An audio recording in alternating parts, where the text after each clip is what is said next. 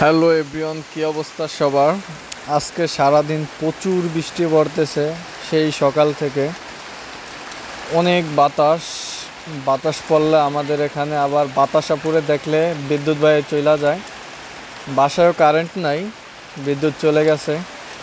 তো ভাবলাম কি করা যায়, মাইরে বললাম মা আজকে খিচুড়ি পাকাও। তো যা বলা তা করা, মাকে খিচুড়ি পাকাইতে বলছি। মা খিচুড়ি পাকাবে, সব কিছু রেডি করতেছে। সো আমিও খিচুড়ি খাবো, ওই প্রিপারেশন নিয়ে আছি। ওই যে সো এখন দেখাবো। খিচুড়ি পাকানো হয়ে গেছে, ডাকতেছে। সো দেখি কি কি দিয়া পাকাইছে, আর খিচুড়ির সাথে খিচুড়ি খাওয়ার কি কি আছে। সো যাচ্ছি, যে দেখি খিচুড়ি কীরকম হয়েছে। এলো খিচুড়ি, সাথে আছে চিংড়ি ভর্তা। সেই যে চিংড়ি ভর্তা, চিংড়ি মাছের ভর্তা, আবার সাথে আছে কাঁচামরিচ ভর্তা, যা খুবই সুস্বাদু।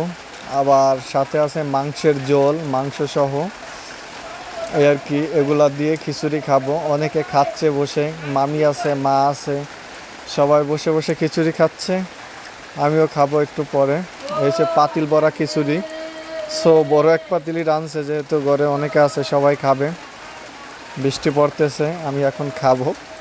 সো একটু হাত ধুতে আইছি বাইরে, হাত ধুয়ে যায়া তারপর খাবো।